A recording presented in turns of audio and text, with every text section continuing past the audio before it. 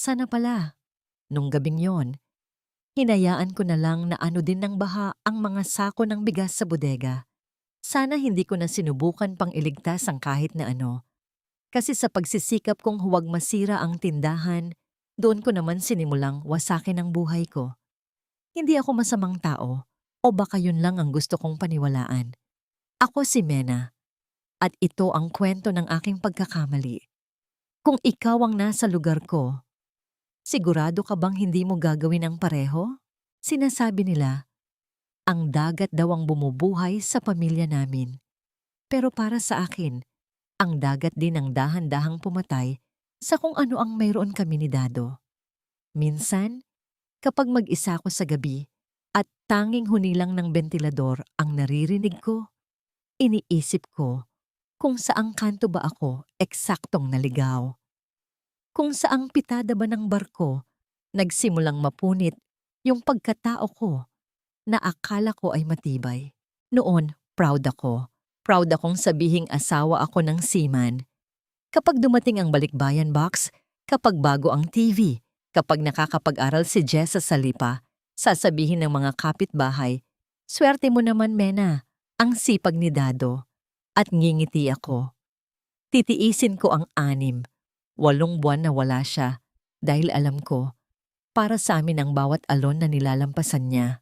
Pero ang hindi nila alam, ang bawat padala ni Dado ay parang pambayad sala lang sa mga taong hindi siya nandoon. Ang pera, madaling gastusin. Pero ang atensyon, ang haplos, yung pakiramdam na may nakakakita sa'yo hindi bilang nanay ni Jessa o asawa ni Dado, kundi bilang ako. Yun ang unti-unting naglaho. Ganito ang buhay ko sa loob ng 18 taon. Ang mundo ko ay umiikot lang sa sari-sari store namin dito sa Batangas. Araw-araw, gigising ako ng alas 5 ng umaga. Bubuksan ang lumang rehas na pintuan ng tindahan, yung may kalawang na, at laging humalinghing ang bisagra kapag itinutulak ko. Amoy kape, amoy sabong panlaba, at amoy tuyo. Yan ang amoy ng buhay ko. Isang hapon, habang naglilista ako ng mga kulang na paninda, tumawag si Dado. Galing siyang Singapore noon, patawid na ng Indian Ocean. Kumusta ang tindahan, Mena? Tanong niya. Malakas ang hangin sa kabilang linya, parang nilalamon ang boses niya. Ayos naman, Dado. Medyo mahina ang benta ngayon kasi maulan. Sagot ko. Ikaw? Kumusta ka dyan? Pagod. Maraming kailangang ayusin sa makina. Oh, yung pambayad sa matrikula ni Jessa na ipadala ko na. Siguraduhin mong sa school mapupunta yan, ha? At yung bubong ng bodega, ipagawa mo na kay Mang Tino bago pa lumakas ang bagyo. Sige, Dado. Ingat ka dyan. O sige na, may gagawin pa ako. Click. Wala man lang miss na kita. Wala man lang, kumusta ka, Mena? Pagod ka ba sa tindahan? Para kaming 2 empleyado sa isang kumpanyang tinatawag na Pamilya Salonga. At ang tungkulin ko ay siguraduhing tumatakbo ang operasyon habang wala ang boss. Ibinaba ko ang telepono at tumingin sa labas. Madilim ang langit. Mukhang totoo ang sabi ni Dado.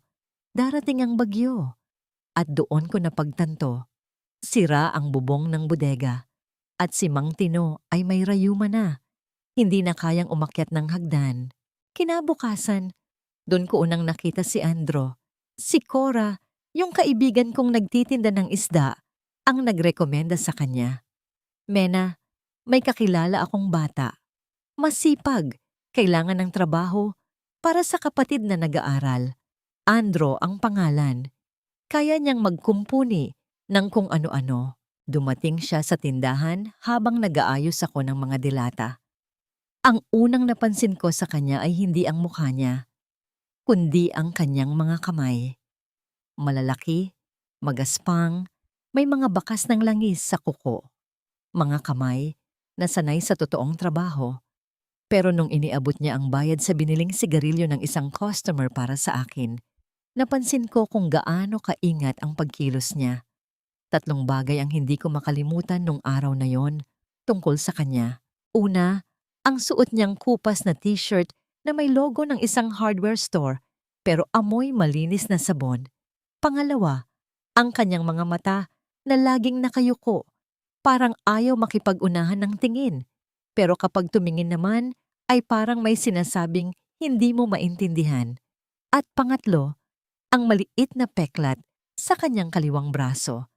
Isang tanda na marahil ay marami na rin siyang pinagdaanan sa edad niyang 27.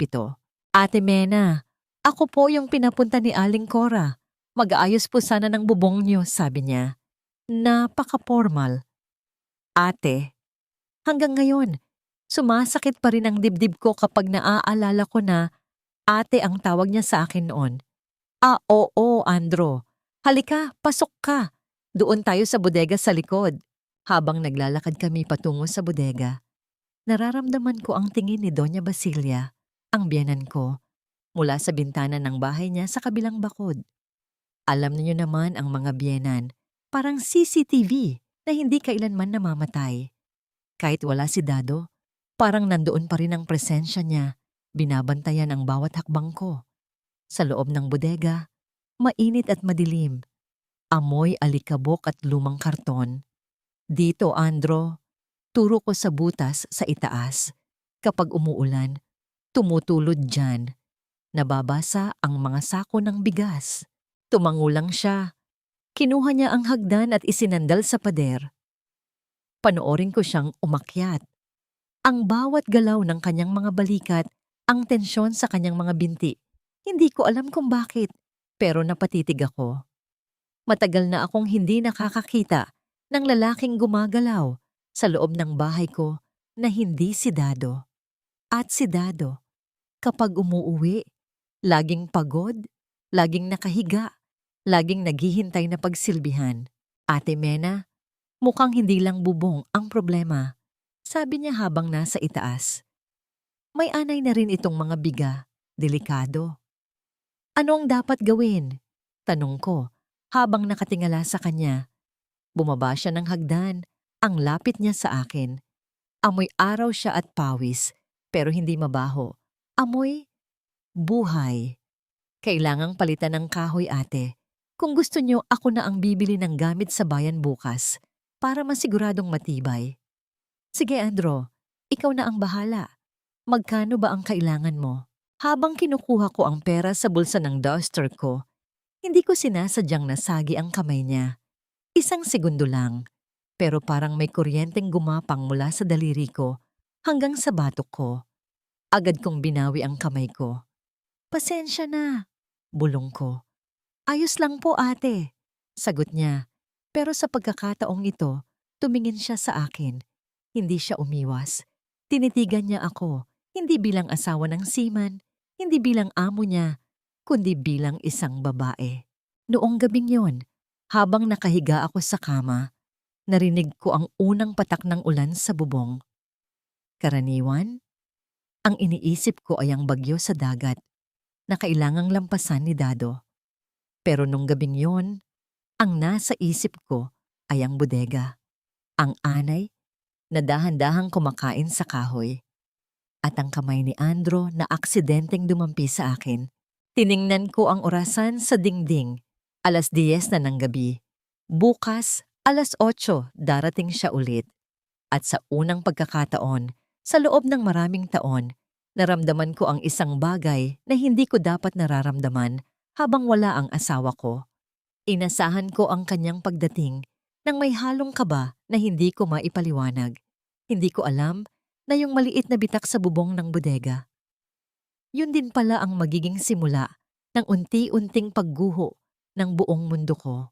Bakit ba kasi nung mga sandaling iyon, hindi ko naramdaman ang panganib? Bakit ang tanging naramdaman ko lang ay ang katotohanang sa loob ng bodegang yon, may nakakita sa akin? Pinatay ko ang ilaw, pero hindi ako nakatulog. Ang tunog ng ulan ay parang bulong na nagsasabing, Mena, hindi mo ba alam? Ang pinakamalakas na bagyo ay hindi nanggagaling sa dagat. Nanggagaling ito sa loob. Kung pwede ko lang sanang balikan yung Mena na yon. Yung babaeng nakatayo sa tapat ng salamin kinabukasan ng umaga, sasampalin ko ang sarili ko. Sasabihan ko siya na, Mena, itigil mo yan. Huwag kang maglagay ng pulbos. Huwag mong ayusin ang buhok mo ng ganyan. Magmukha kang losyang. Magmukha kang pagod. Para hindi ka mapansin. Pero hindi ko ginawa yon. Sa halip, hinanap ko yung duster ko na may kulay, yung hindi masyadong luma. At habang naglalagay ako ng konting lipstick, yung kulay na halos hindi halata pero nagbibigay ng buhay sa mukha ko, tinatanong ko ang sarili ko, para kanino ba ito? Para sa mga bumibili ng toyo at suka? O para sa lalaking aakyat sa bubong ng bodega ko? Dumating si Andro bago mag-alas 8. May dala siyang supot ng pandesal. Ate Mena, almusal po, sabi niya. Ibinaba niya ang supot sa kweli. Salamat, Andro. Nag-abala ka pa. May kape dyan, kumuha ka na lang. Sagot ko, habang kunwari ay busy sa paglilinis ng mga garapo ng chichirya. Pinanood ko siya habang kumakain. Ang simple lang ng galaw niya. 3 bagay ang napansin ko sa kanya nung umagang yon. Una, ang paraan ng paghawak niya sa baso ng kape. Yung mga daliri niyang mahahaba pero tadtad ng kalyo. Pangalawa, ang suot niyang relo. Isang lumang kasyo na basag na ang salamin pero mukhang hindi niya kayang itapon. At pangatlo, yung paraan ng pagpunas niya ng pawis sa noo gamit ang dulo ng kanyang t-shirt. Isang kilos na napakalalaki, napakahilaw, at napakatotoo. Bakit ikaw lang ang nag-aayos nito, Andro? Tanong ko habang nagsisimula na siyang magmartilyo sa loob ng bodega. Wala ka bang kasama? Sanay po akong mag-isa, ate. Mas mabilis kapag sariling diskarte. Saka mas kailangan ko po yung pera. Hindi ko na kailangang makihati sa iba. Sagot niya nang hindi tumitigil sa pagpukpok. Para sa kapatid mo? Tumango siya. Gusto ko po siyang makatapos ng nursing. Ayaw ko siyang matulad sa akin, na hanggang kanto lang ang nararating. Gusto ko, makasakay din siya sa barko o kaya makapag-abroad. Para hindi na kami ganito, napatigil ako. Ang hirap din ng buhay barko, Andro. Akala lang ng marami, puro dolyar. Pero ang kapalit nun, yung mga taon na nawawala sa'yo. Bumaba siya mula sa hagdan at uminom ng tubig mula sa dalang plastik na bote. Siguro nga po. Pero mas mahirap po yung nandito ka nga. Pero hindi mo naman maibigay yung kailangan ng pamilya mo. Si Mang Dado po ba? Gaano na siya katagal na nagseseyaman? 18 taon na, bulong ko. Mula nung bago pa lang kaming kasal, minsan nakakalimutan ko na kung ano ang amoy niya kapag hindi amoy dagat. Natahimik ang bodega. Tanging tunog lang ng radyo sa labas, yung lumang kanta ni Imelda Papin na pinapatugtog ng kapitbahay, ang maririnig. Isang sandali ng katahimikan na punong-puno ng mga bagay na hindi masabi. Ate Mena, tawag niya. Tumingin ako sa kanya. Ang lungkot niyo po palang pakinggan. Gusto kong magalit. Gusto kong sabihing, sino ka para sabihing malungkot ako? Maayos ang buhay ko. May pera kami. May bahay kami. Pero ang lumabas sa bibig ko ay, ganun talaga, Andro. Bahagi ng sakripisyo. Pero hindi naman po dapat laging sakripisyo lang, di ba? Dapat may natitira rin para sa sarili niyo. Ewan ko kung bakit. Pero nung sinabi niya yon, parang may kung anong kumurot sa puso ko.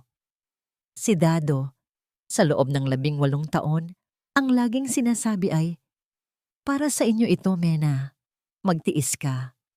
Hindi niya kailanman tinanong kung kumusta yung nararamdaman ko sa gitna ng pagtitiis na, yun. Hapon na nung matapos niya yung isang bahagi ng bubong, pawis na pawis siya. Kinuha ko yung pitsel ng malamig na tubig at lumapit sa kanya. O, uminom ka muna. Baka ma-heat stroke ka dyan. Salamat, ate. Inabot niya yung baso. Sa pagkakataong ito, hindi na lang basta sagi ang nangyari. Hinawakan niya ang baso habang hawak ko pa rin ang ilalim nito. Naramdaman ko ang init ng balat niya laban sa lamig ng baso at hindi siya agad bumitaw. Tumingin siya ng diretso sa mga mata ko. Yung tingin na yun. Yun yung tingin na matagal ko nang hindi nararamdaman. Tingin na naghahanap, tingin na nakakaunawa. Mena, biglang narinig ko ang boses ni Doña Basilia sa labas. Agad akong bumitaw sa baso. Muntik na itong mahulog kung hindi lang mabilis na nasalo ni Andro. Mena, bakit sarado yung gate nyo? May bibili ng asukal. Sigaw ng biyenan ko mula sa kabilang bakod. Oo po, inay. Sandali lang. Sigaw ko pabalik. Ang boses ko ay nanginginig. Parang batang nahuli sa isang kasalanan na hindi ko pa naman talaga ginagawa. Tumingin ako kay Andro. May maliit na ngiti mamaliit na ngiti sa labi niya. Hindi nakakaloko, kundi isang nangiting parang may alam. Sige na po, Ate Mena. Baka mapagalitan pa kayo ng biyenan nyo. Lumabas ako ng bodega na parang hinahabol ng kung ano. Pagdating ko sa tindahan, nandoon si Doña Basilia. Nakapamaywang, ang mga mata ay parang agila na naghahanap ng biktima. Bakit ang tagal mo sa bodega? At bakit namumula ka? Tanong niya. Mainit lang po doon, inay. Inaayos ni Andro yung mga anay sa biga. Sagot ko habang mabilis na kinukuha ang asukal para sa customer. Andro?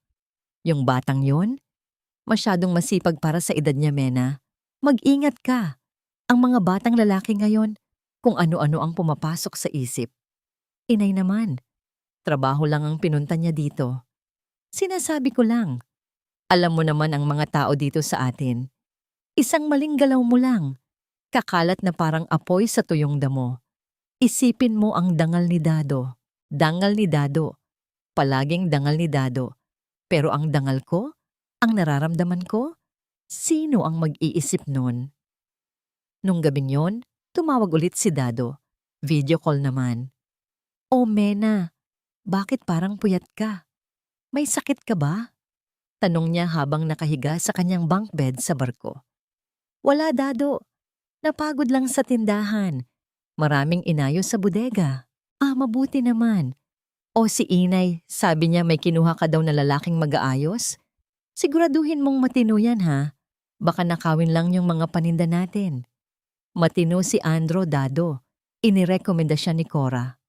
Andro? Bata pa ba yan? Oo, mga 27. Natawa si Dado. Bata pa pala. O sige, pakatapos niya dyan. Huwag mo nang pabalikin. Maghanap ka na lang ng mas matanda sa susunod. Sige na, matutulog na ako. Maaga pa ang duty ko bukas. Hindi ko na nasagot ang I love you niya dahil pinatay na niya ang call. Nanatili akong nakatitig sa screen ng cellphone ko. Bata pa si Andro. Oo. Pero sa 2 araw na nakasama ko siya sa bodega, parang mas marami pa siyang nalaman tungkol sa akin kaysa sa nalaman ni Dado sa loob ng 18 taon. Tumayo ako at pumunta sa kusina para uminom ng tubig. Nadaanan ko ang maliit na salamin sa hallway. Tiningnan ko ang sarili ko. Napansin ko yung lipstick na inilagay ko kaninang umaga. May bakas pa rin at doon ako kinabahan. Kasi alam ko sa sarili ko, hindi ko inilagay yung lipstick na yun para sa mga customer at hindi ko rin yun inilagay para kay Dado. Habang hinihiga ko ang sarili ko sa malawak at malamig na kama, narinig ko ang mahinang tunog ng isang motor sa labas. Alam kong motor yun ni Andro. Palagi siyang dumadaan sa harap ng bahay bago umuwi sa kanila. Bakit niya kailangang dumaan dito kung pwede naman siyang dumaan sa kabilang kanto? At bakit ako, sa halip na matulog, ay nandoon sa tapat ng bintana, nakatago sa likod ng kurtina, hinihintay na dumaan ang liwanag ng headlight niya? Hindi ko alam kung kailan nagsimula ang gutom na ito. Pero nung gabing yon, alam ko na, hindi lang bigas ang kailangang iligtas sa bodega ko. Dahil ang anay na kumakain sa buhay ko, nagsisimula ng lumabas sa dilim. At bukas, alam kong darating siyang muli. At hindi ko alam kung kakayanin ko pa siyang tawaging ate. May isang punto sa bawat pagkakamali na hindi mo na pwedeng sabihing hindi ko sinasadya. Iyon yung sandaling alam mo nang papunta ka sa bangin. Pero sa halip na tumigil, mas binilisan mo pa ang takbo dahil sa takot. Na kapag huminto ka, Doon mo lang mararamdaman kung gaano nakalalim ang lamat sa ilalim mo. Naging mabilis ang mga sumunod na araw. Si Andro, hindi na lang bubong ang inaayos. Nakita niya yung sirang drawer sa kweli ko, inayos niya. Yung tumutulong gripo sa likod, pinalitan niya. Hanggang sa naging rutina na namin, darating siya, magkakape, magtatrabaho, at sa pagitan ng bawat pokpok ng martilyo, may mga salitang unti-unting bumubura sa distansya naming dalawa. Ate Mena, bakit hindi kayo lumalabas? Lagi na lang kayong nandito sa tindahan. Tanong niya isang hapon habang nilalagyan niya ng barnis yung bagong gawang estante. Sino naman ang magbabantay nito, Andro? Alam mo naman, ito ang kabuhayan namin. Saka, wala naman akong pupuntahan. Sagot ko habang nagbabalot ng asukal sa maliliit na plastik. Sayang po yung ganda nyo. Para kayong ibon na nakakulong sa hawla na gawa sa mga dilata at sako ng bigas. Napatigil ang kamay ko. Ibinaling ko ang tingin sa labas, sa kalsadang maalikabok. Sanay na ako, Andro. 18 taon na. Ang hawlang ito ang nagbigay sa amin ng lahat.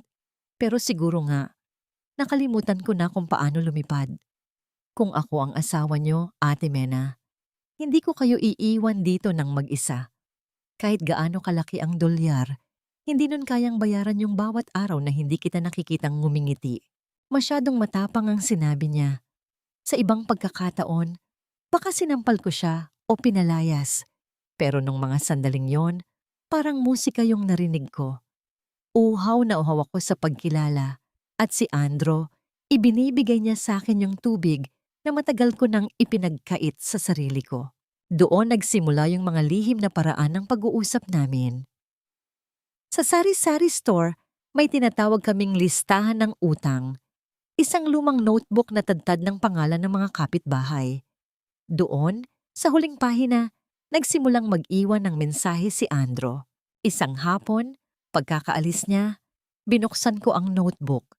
Sa likod ng pangalan ni Aling Marites, may nakasulat na maliit na note.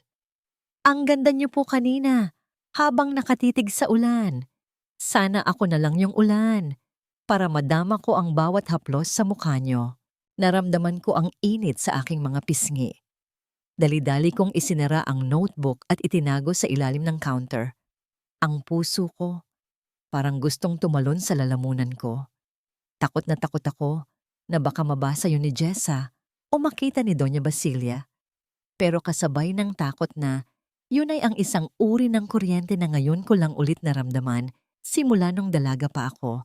Isang gabi, dumating si Jessa galing sa Lipa. Sabado noon. Ma, bakit parang lagi kang nakatingin sa cellphone mo? Kanina pa yan tumutunog. Puna ng anak ko habang naghahapunan kami. Wala to, Jessa. May mga customer lang na nagtatanong kung may stock na tayo ng gatas. Pagsisinungaling ko. Hindi ko kayang sabihing si Andrew yung nag-text. Nagtatanong kung nakatulog na ba ang mga tao sa bahay. Saka si Lola Basilia, may sinasabi sa akin kanina. Bakit daw laging nandito yung lalaking nag-aayos ng bodega? Tapos na naman daw yung bubong, di ba? Napatigil ako sa pagsubo. Ang titig ni Jessa, yung inosente pero matalinong tingin ng isang 16 na taong gulang, ay parang kutsilyong humihiwa sa konsensya ko. Maraming kailangang ayusin, Jessa. Yung mga anay, yung gripo. Alam mo naman ang papa mo, gusto niya laging maayos ang bahay pag-uwi niya. Sana nga po, Ma. Kasi sabi ni Lola, parang iba na daw yung kilos mo. Mas laging maayos ang suot mo. Mas laging masaya. Ma, ayaw ko lang na mag-away kayo ni Papa pag-uwi niya. Hinawakan ko ang kamay ng anak ko. Huwag kang makinig sa lola mo. Alam mo naman yon. Pati paglipad ng langaw, binibilang. Pero nung gabi ring yon, pagkatapos matulog ni Jessa, hindi ko napigilan ang sarili ko. Nag-reply ako kay Andro. Andro, huwag ka na munang pumunta bukas. Nandito si Jessa. Naghihinala na ang biyenan ko. Ilang minuto ang lumipas, nag-vibrate ang phone ko. Hindi ko kaya, Mena. Kahit 1 minuto lang. Gusto lang kitang makita. Maghihintay ako sa likod ng bodega, sa may punong mangga, 11:00 ng gabi. Doon ako dapat huminto. Doon ko dapat pinatay ang cellphone at natulog. Pero parang may sariling isip ang mga paa ko. 11:00 ng gabi, habang mahimbing ang tulog ni Jessa at patay na ang mga ilaw sa bahay ni Doña Basilia, dahan-dahan kong binuksan ang pinto sa likod. Malamig ang simoy ng hangin. Amoy basang lupa at damo. Nakita ko ang anino niya sa ilalim ng puno ng mangga. Nakasandal siya sa bakod, nakasuot ng jacket na itim. "Bakit ka nandito?" Bulong ko paglapit ko sa kanya. Ang puso ko, parang tambol sa bilis ng tibok. "Sabi ko sa'yo, hindi ko kayang hindi ka makita." Sagot niya. Lumapit siya sa akin. Amoy mentol na sigarilyo siya at yung pamilyar na amoy ng sabon na lagi niyang suot. Hinawakan niya ang mga kamay ko. Malamig ang mga daliri niya pero mainit ang kanyang mga palad. "Mena, alam kong mali. Alam kong may asawa ka, may anak ka. Pero kapag kasama kita, nakakalimutan ko ang lahat. Nakikita ko lang ay ikaw. Andro, mapapahamak tayo." Sabi ko, pero hindi ko binabawi ang kamay ko. Sa totoo lang, lalo ko pang hinigpitan ang hawak sa kanya. "Hayaan mo na. Kahit ngayon lang, kahit sandali lang, magpanggap tayong sa atin ang mundo." Inilapit niya ang mukha niya sa akin. Sa dilim, ang tanging nakikita ko lang ay ang ningning sa kanyang mga mata, isang kislap ng kaba at pagnanasa. At nung sandaling dumampi ang mga labi niya sa noo ko, parang gumuho ang lahat ng pader na itinayo ko sa loob ng 18 taon. Hindi iyon halik ng isang magkasintahan, iyon ay halik ng pagtanggap. Pagtanggap na pareho kaming naliligaw at sa gabing yon, nahanap namin ang isa't isa sa dilim. Pero sa kalagitnaan ng sandaling yon, biglang bumukas ang ilaw sa kusina ng bahay ni Doña Basilia. Agad kaming naghiwalay. Mabilis akong bumalik sa loob ng bahay, halos hindi humihinga habang isinasara ang pinto. Nakasandal ako sa likod ng pinto. Dinaramdam ang mabilis na tibok ng puso ko. Narinig ko ang yabag ni Jessa sa itaas. "Ma, ikaw ba yan? Bakit gising ka pa?" "Uuminom lang ako ng tubig, Jessa. Matulog ka na ulit." Sagot ko. Ang boses ko ay halos maglaho sa takot. Habang paakyat ako sa hagdan, napatitig ako sa larawan namin ni Dado sa dingding. Yung picture nung huling uwi niya, nakangiti kaming dalawa. Hawak niya ang balikat ko. Para kaming perpektong pamilya. Pero sa ilalim ng ngiting yun, alam ko na ang totoo. May lamat na ang lahat. At yung lamat na yun, nagsimula nung gabing hinayaan ko ang sarili kong lumabas sa dilim. Hindi ko alam kung pag-ibig ba ito o baka gutom lang talaga sa atensyon ng isang lalaki. O pareho, o wala sa dalawa. Ang alam ko lang, sa bawat hakbang ko pabalik sa kwarto, mas mabigat ang nararamdaman ko. At sa labas, alam kong nandoon pa rin si Andro. Nakatitig sa bintana ko. Nagsisimula na ang bagyong sinasabi ni Dado. Pero hindi ito ang bagyong makakasira sa bubong. Ito ang bagyong wawasak sa mismong pundasyon ng bahay na itinayo ko ng halos 2 dekada. Sana pala hindi ko na lang binuksan ang pintong yun. Pero huli na. Nabuksan na ang pinto at hindi ko na alam kung paano ito muling isasara.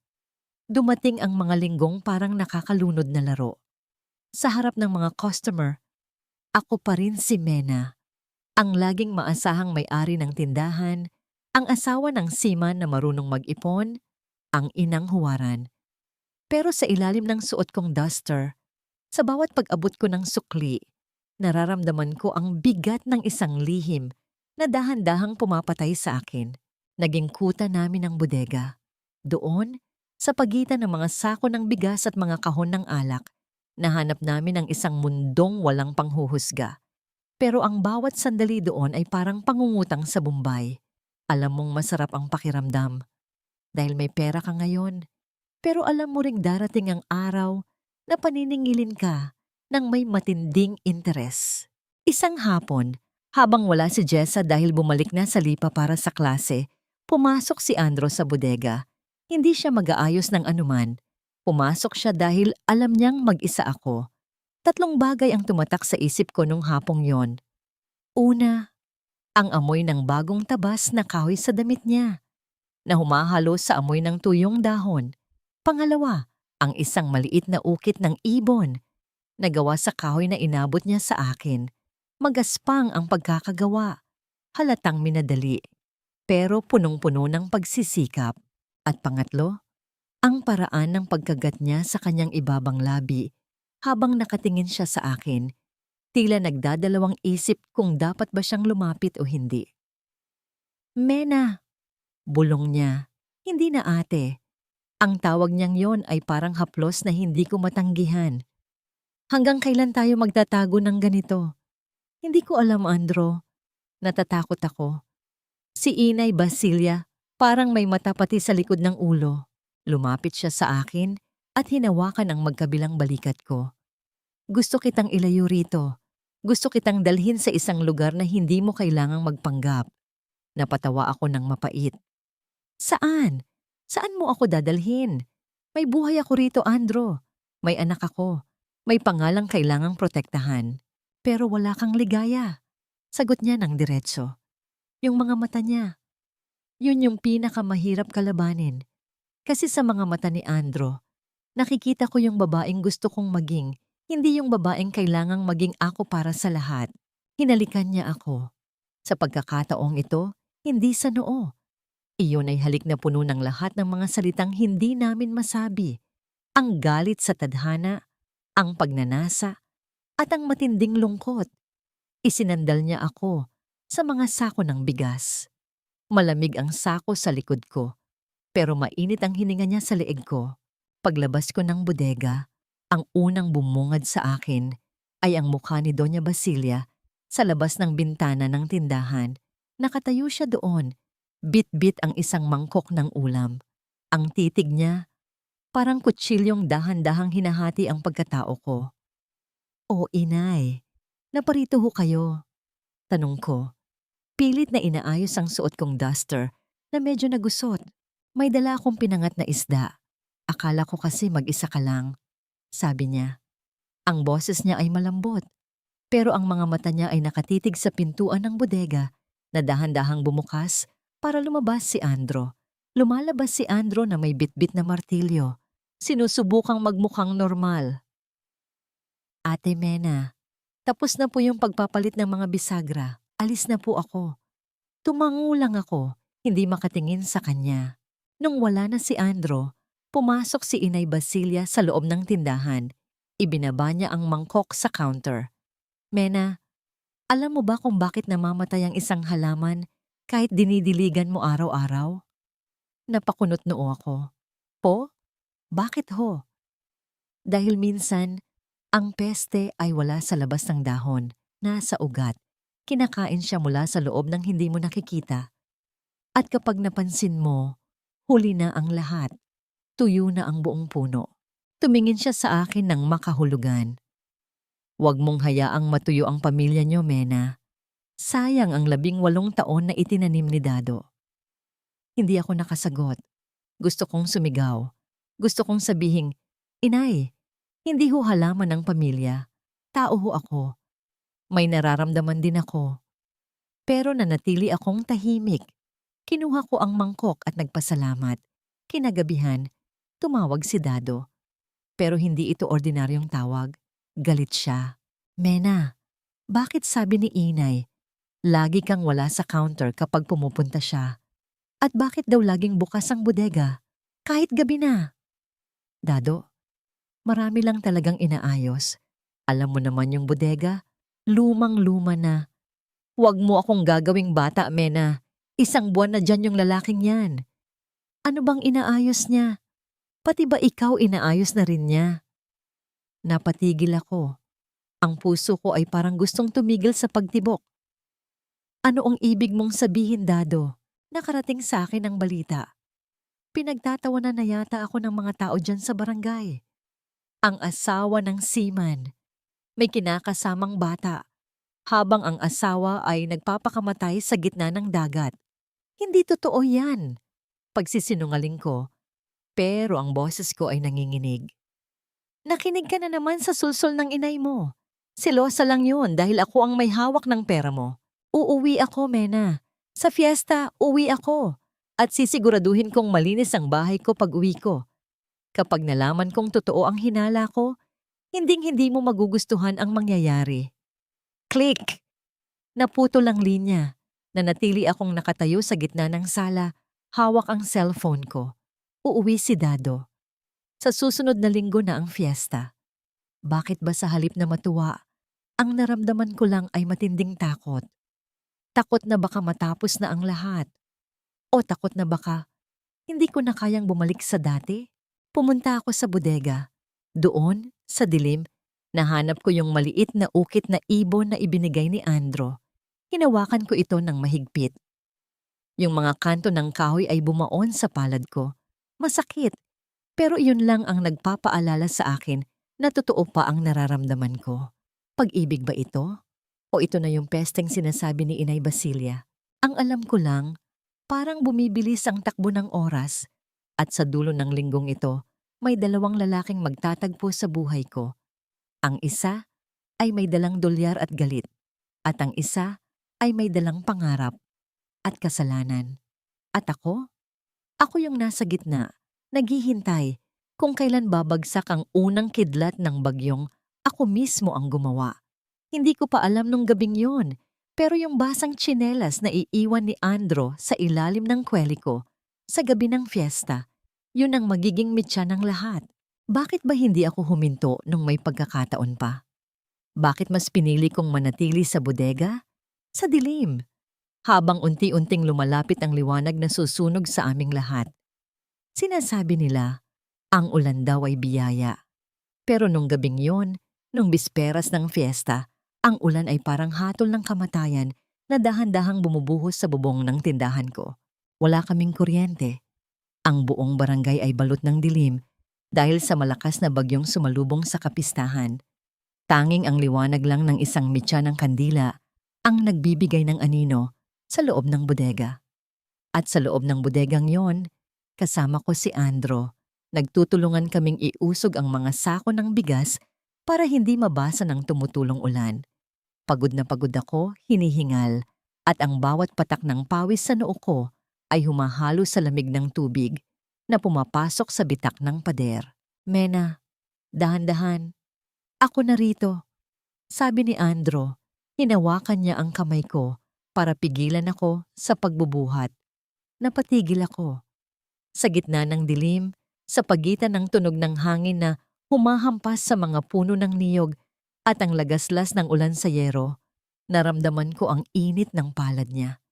Doon ko napagtanto. Hindi ako nanginginig dahil sa lamig.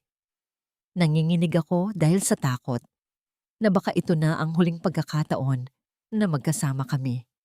Natatakot ako, Andro. Bulong ko. Nandito ako. Hindi kita pababayaan. Sagot niya. Inilapit niya ang mukha niya sa akin. Amoy ulan siya, amoy lupa, at amoy ng panganib na matagal ko nang niyakap. Hindi namin alam.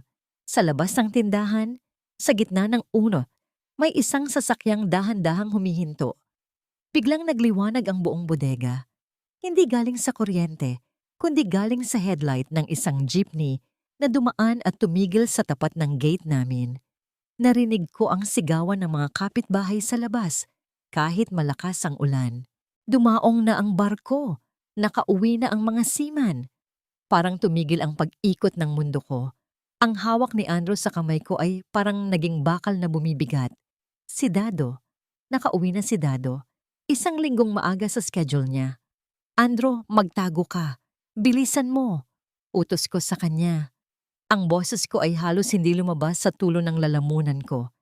Itinulak ko siya sa likod ng malalaking sako ng bigas doon sa pinakamadilim na sulok ng bodega. Huwag kang gagawa ng ingay. Parang awa mo na. Kumaripas ako ng takbo palabas ng bodega. Pilit na inaayos ang buhok kong basa at ang duster kong madumi. Pagdating ko sa pintuan ng tindahan, bumukas ang pinto. Nandoon si Dado. Basang-basa ng ulan. Suot ang kanyang malaking jacket at may bit-bit na mga supot ng regalo at isang bouquet ng bulaklak na gawa sa plastik. Yung laging binibili ng mga seaman sa pier para sa kanilang mga asawa. Mena, sigaw niya. Ang nangiti niya ay abot-tenga, punong-puno ng pananabik. Surprise? Hindi na ako nakatawag. Gusto kitang mabigla. Niyakap niya ako ng mahigpit. Ang amoy niya, amoy dagat, amoy krudo, at amoy ng taong matagal na nawala, ay parang sumasakal sa akin. Hindi ako makagalaw. Para akong estatwa na pilit na tumutugon sa yakap niya habang ang utak ko ay nandoon sa loob ng bodega kung saan nakatago ang lihim ko. Bakit parang nakakita ka ng multo, Mena? Hindi ka ba masaya na nakauwi na ako? Tanong niya habang hinihiwalay ang yakap para tingnan ang mukha ko. Masaya, Dado. Nagulat lang talaga ako. Akala ko kasi sa susunod na linggo pa. Binilisan namin ang biyahe dahil sa bagyo. O, bakit pawis na pawis ka? At bakit madilim dito? Nag-aayos lang ako ng mga bigas. Baka kasi mabasa ng ulan. Wala ring kuryente kaya nakakatakot mag-isa. Pagsisinungaling ko. Ang bawat salita ko ay parang tinik na bumabara sa lalamunan ko. Pumasok si Dado sa loob. Inilapag niya ang mga gamit niya sa counter. Mabuti na lang at nakawi ako. Maasikaso ko na itong tindahan. O inay, nandyan na pala kayo. Lumingon ako. Nandoon si Doña Basilia sa may pintuan, may dalang payong, nakatitig sa akin ng may kakaibang namamangiti. Sabi ko na nga ba, Dado, matutuwa ang asawa mo sa pag-uwi mo. Kanina pa yan sa bodega, masyadong masipag. Tumingin si Dado sa akin. Tapos sa pintuan ng bodega na bahagyang nakabukas. Sa bodega, tara tingnan natin. Baka may tumutulo pa. Wag na, Dado. Bukas na lang pagod ka galing sa biyahe. Pero hindi siya nakinig. Kinuha niya ang flashlight niya at naglakad patungo sa bodega. Sumunod ako sa kanya, ang tuhod ko ay parang jelo na anumang oras ay bibigay. Itinapat ni Dado ang flashlight sa loob ng bodega. Iniikot niya ang liwanag sa paligid. Maayos naman na. Mukhang matibay ang pagkagawa ng bubong, sabi niya. Huminga ako ng malalim. Akala ko, ligtas na. Pero nung ibababa na ni Dado ang flashlight, tumama ang liwanag sa ilalim ng lumang kweli na malapit sa sako ng bigas. Doon, nakita namin ang isang pares ng tsinelas na panlalaki. Basang-basa ng putik. Hindi tsinelas ni Dado yon. At lalong hindi yon tsinelas ni Mang Tino. Napatigil si Dado. Lumapit siya at pinulot ang tsinelas. Tumingin siya sa akin. Ang kanyang mga mata na kanina ay punong-puno ng saya. Ngayon ay unti-unting napapalitan ng matinding pagdududa. Mena, kaninong tsinelas to? Bago pa ako makasagot, narinig namin ang mahinang tunog ng paggalaw sa likod ng mga sako ng bigas. Isang pag-ubo na pilit na pinipigilan. At sa labas, narinig ko ang boses ni Doña Basilia, malakas at malinaw. Dado, anak, tingnan mong mabuti sa likod ng mga sako. Parang may daga dyan na kumakain sa kaban mo. Ang katahimikan sa loob ng bodegang yon ay mas nakakabingi kaysa sa kulog sa labas. At sa bawat segundong lumilipas, alam kong ang buhay na itinayo ko ng 18 taon ay parang buhangin na dahan-dahang tinatangay ng alon ng katotohanan. Nahuli ba kami? O mas masakit pa roon? Ang mahuli ka ng sarili mong konsensya bago ka pa man makapagsalita. Dito ko napagtanto, ang pinakamalakas na bagyo ay hindi yung sumisira sa bubong, kundi yung bagyong naglalantad sa lahat ng dumi na pilit mong itinago sa ilalim ng iyong mga paa. Sinasabi nila, ang pinakamatinding sakit ay hindi yung nanggagaling sa sampal o sa sigaw. Mas masakit yung katahimikan ng isang taong binuo ang mundo niya sa paligid mo. Tapos sa isang iglap, nakita niyang ang mundong yun ay gawa lang pala sa baraha. Nanatiling nakatitig si Dado sa basang tsinelas, ang anino niya sa pader ng bodega. Dahil sa liwanag ng flashlight, ay parang isang higanteng handang lumamon sa amin. Pero ang totoo, si Dado ang mukhang nilalamon ng lupa nung mga sandaling yon. Mena, Tanungin kita ulit, bulong niya. Ang boses niya ay gumaralgal, parang makinang kinakalawang. Kaninong tsinelas to? Hindi ako makahinga. Ang hangin sa bodega ay naging kasing bigat ng semento. Dado, hayaan mo akong magpaliwanag. Ipaliwanag ang ano? Biglang sigaw ni Dado. Itinapon niya ang tsinelas sa paanan ko, na may daga ka rito sa loob, habang ako, halos mamatay sa gitna ng dagat, para lang mapalaki itong tindahan, na habang nilalamig ako sa barko, may nagpapainit sa'yo dito sa loob ng bodega ko? Hindi ganyan yun, Dado. Ano? Anong tawag dito? Humakbang si Dado patungo sa mga sako ng bigas. Hinawakan ko ang braso niya, nakiusap, umiiyak. Huwag, Dado. Parang awa mo na. Huwag mo nang ituloy. Pero parang wala siyang narinig. Gamit ang lakas ng isang taong 18 taon na nakikipagbuno sa alon, tinulak niya ang mga sako ng bigas. Isa-isang bumagsak ang mga ito. Kumalat ang mga butil sa sahig. Parang ang buhay namin na nagkawatak-watak na rin. At doon, tumambad si Andro. Nakatayo siya sa sulok, putla ang muka, ang buhok ay gusot, at ang mga mata ay puno ng takot pero may kasamang paninindigan. Hindi siya tumakbo, hindi siya nagtago pa. Natahimik ang lahat. Ang tanging naririnig lang ay ang malakas na buhos ng ulan sa labas at ang hikbi ko na hindi ko na mapigilan. Sino ka? Tanong ni Dado. Malumanay ang boses niya, pero iyon ang pinakamakatakot na boses na narinig ko sa buong buhay ko.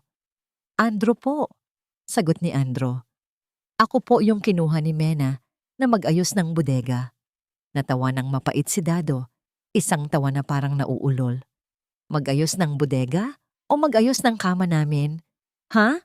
Sumagot ka. Dado, tama na. Sigaw ko. Humarang ako sa gitna nila. Ako ang may kasalanan. Ako ang nagpapasok sa kanya rito. Huwag mo siyang saktan. Pinoprotektahan mo pa? Tumingin sa akin si Dado. Yung tingin na yun. Yun yung tingin na habang buhay kong dadalhin. Wala nang galit doon. Ang nandoon na lang ay pagkadismaya. Isang malalim na pagkabigo. Sa loob ng 18 taon, Mena, akala ko, sapat na yung nagpapakamatay ako sa trabaho. Akala ko, kapag may pera kayo, kapag may bahay kayo, sapat na yun para maging tapat ka. Hindi pera ang kailangan ko, Dado. Pagsabog ko. Ang lahat ng hinanakit ko sa loob ng halos 2 dekada ay biglang lumabas. Kailangan ko ng asawa. Kailangan ko ng makakausap. Kailangan ko ng taong makakakita sa akin na hindi lang bilang tagapamahala ng padala mo.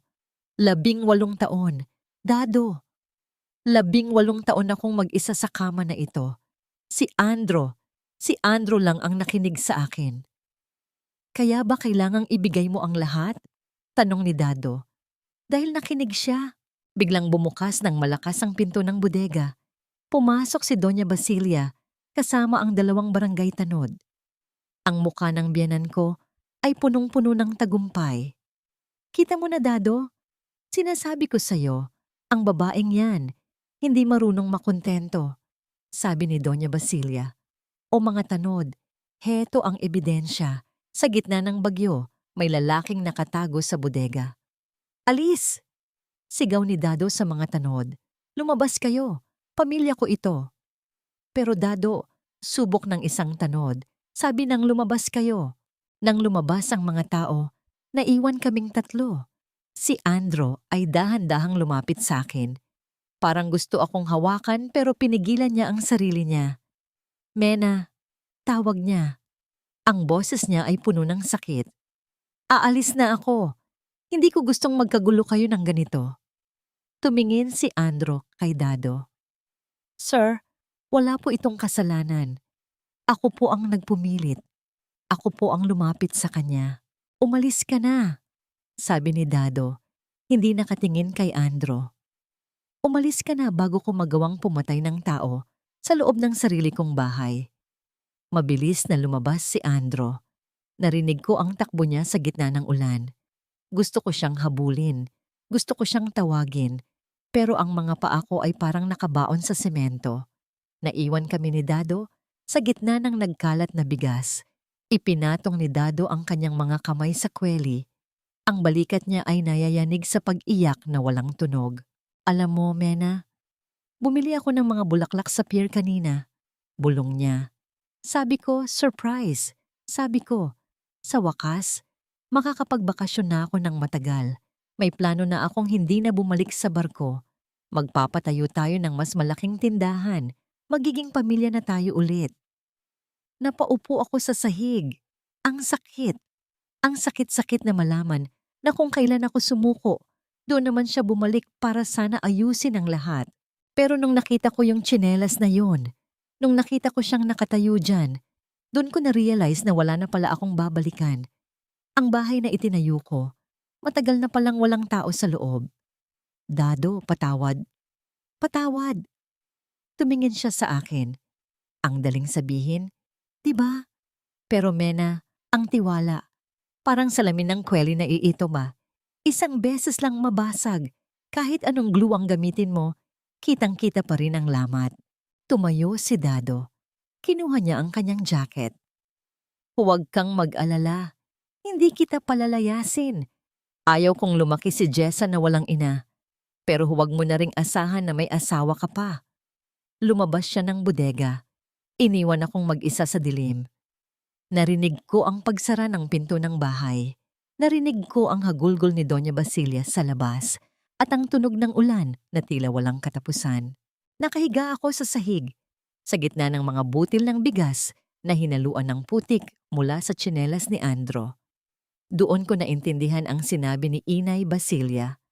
Ang peste ay wala sa labas. Ang peste ay nasa ugat. At ang ugat na, yun, ako yun. Ako yung pumayag na kainin ang sarili kong dangal para lang sa sandaling init. Noong gabing yon, habang ang buong barangay ay nagdiriwang para sa fiesta, ako naman ay nagluluksa. Hindi para sa relasyon namin ni Andro at hindi lang para sa kasal namin ni Dado. Nagluluksa ako para sa sarili ko. Para sa babaeng nawala ang lahat dahil lang hindi niya kayang maghintay sa dilim. Nahuli ba kami? Oo. Pero ang pinakamasakit na huli ay hindi yung nakita kami ni Dado. Ang pinakamasakit ay yung nahuli ko ang sarili ko na nakatingin sa salamin. At hindi ko na makilala kung sino ang babaeng nasa harap ko. Sa gitna ng katahimikan tumunog ang cellphone ko. Isang text mula kay Jessa. Ma, nakauwi na ba si Papa? Bakit po umiiyak si Lola sa telepono?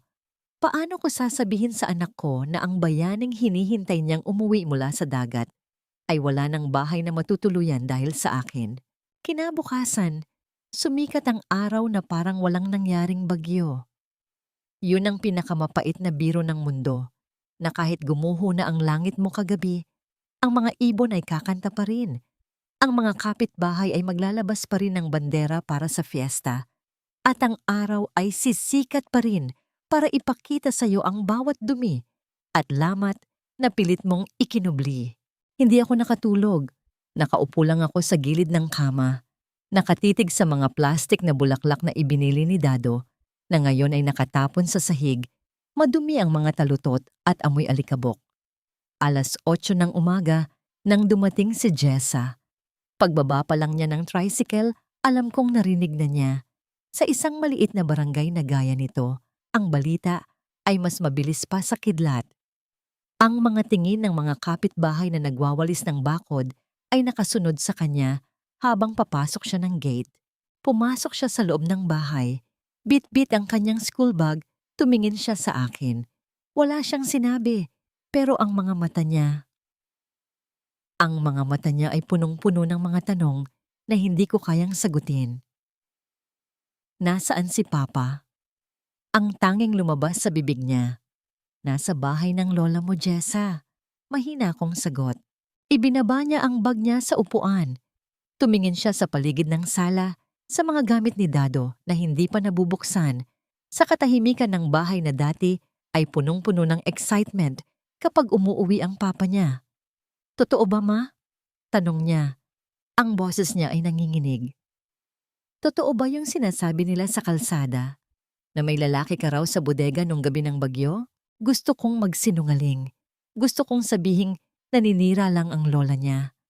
Pero nung makita ko ang mga luha sa mata ng anak ko, naramdaman ko ang isang uri ng hiya na mas masakit pa sa anumang sampal.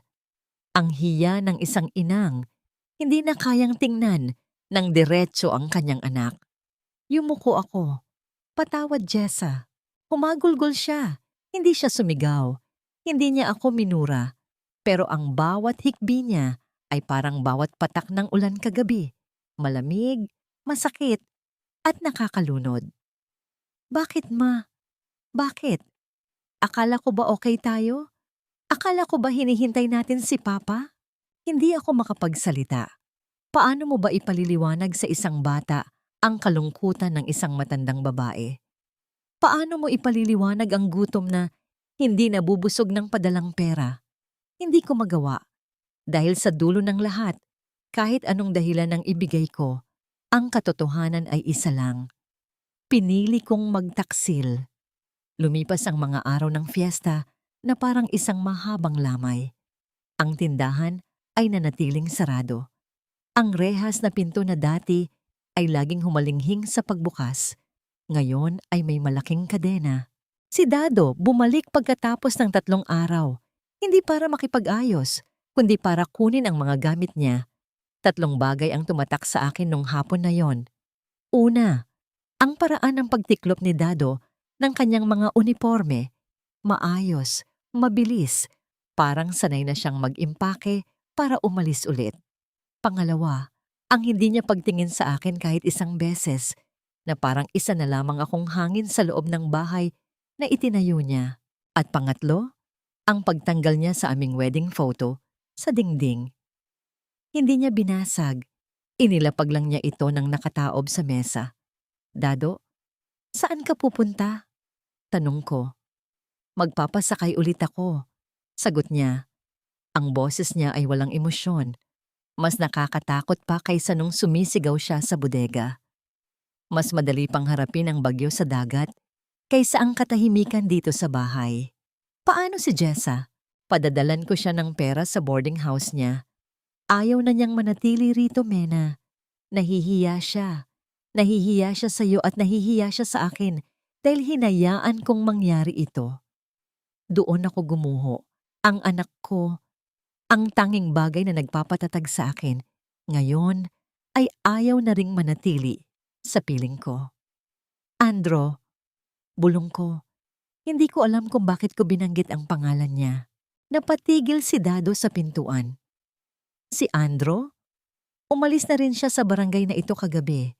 Sabi ni Cora, pupunta daw ng Navotas, magtatrabaho sa syurukan ng isda. Huwag mong isiping may babalikan ka pa, Mena. Ang apoy na sinindihan nyo, abo na lang ang iniwan. Nang makaalis si Dado, nanatili akong mag-isa sa gitna ng sala.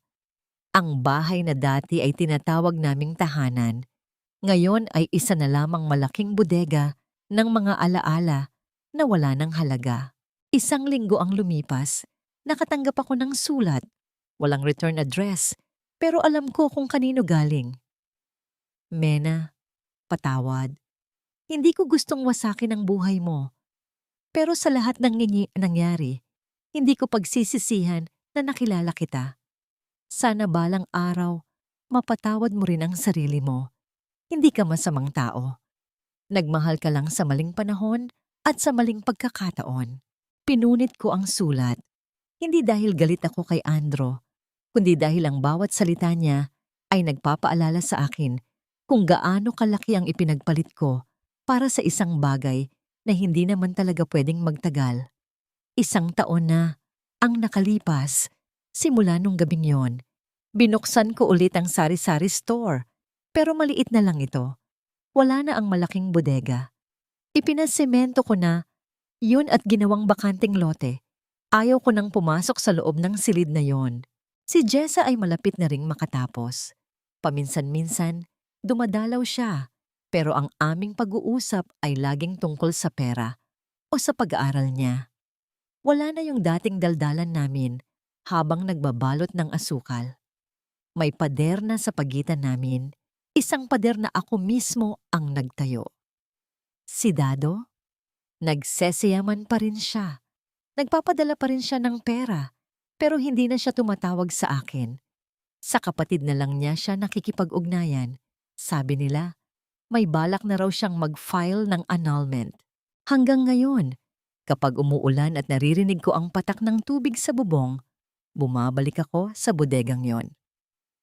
Naaalala ko ang init ng kamay ni Andro, ang amoy ng basa niyang t-shirt, at ang pakiramdam na sa loob ng ilang oras, naramdaman kong mahalaga ako.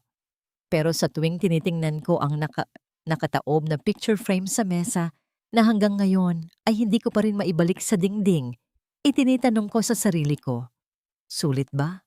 Sulit ba ang ilang buwan na kilig at atensyon para sa habambuhay na pagkawasak ng pamilya ko? Sulit ba ang init sa bodega para sa lamig na nararamdaman ko ngayon sa bawat gabi na mag-isa ako? Walang sumasagot sa akin, kundi ang hilinghing ng rehas na pinto ng tindahan. Minsan, kapag may nakikita akong mga asawa ng seaman na pumupunta sa tindahan ko, maayos ang bihis at nakangiti habang hinihintay ang padala, gusto ko silang hawakan sa balikat at sabihing, mag-ingat kayo sa anay, mag-ingat kayo sa kalungkutan. Pero hindi ko ginagawa dahil alam ko, ang bawat isa sa atin ay may sariling bodega, may sariling dilim na pilit nating itinatago. Hindi ko na alam kung nasaan si Andro at hindi ko na rin alam kung kailan babalik si Dado o kung babalik pa siya. Ang alam ko lang, sa dulo ng bawat kwento ng bawal na pag-ibig, walang totoong nananalo. Lahat tayo ay talunan. Ang iba ay nawalan ng asawa, ang iba ay nawalan ng dangal, at ang iba, gaya ko, ay nawalan ng sarili. Ang tanong na lang na naiiwan sa akin habang isinasara ko ang tindahan gabi-gabi ay ito. Kung maibabalik ko ba ang oras nung hapon na dumating si Andro sa tindahan ko, pipiliin ko bang hindi siya papasukin? O sadyang ganoon talaga ang tao? Kahit alam nating masusunog tayo, lalapit pa rin tayo sa apoy dahil sawang-sawa na tayong mamatay sa lamig. Sana, sa pakikinig nyo sa kwento ko, hindi nyo lang makita ang pagkakamali ko. Sana makita nyo rin ang inyong mga sarili. At sana, bago nyo buksan ang pinto ng inyong sariling bodega, siguraduhin nyong kaya nyong bayaran ang presyong kukunin nito sa inyo. Dahil ang bawal na pag-ibig, gaya ng bawat utang sa sari-sari store, ay kailangang bayaran. At madalas, ang bayad ay ang buong buhay mo.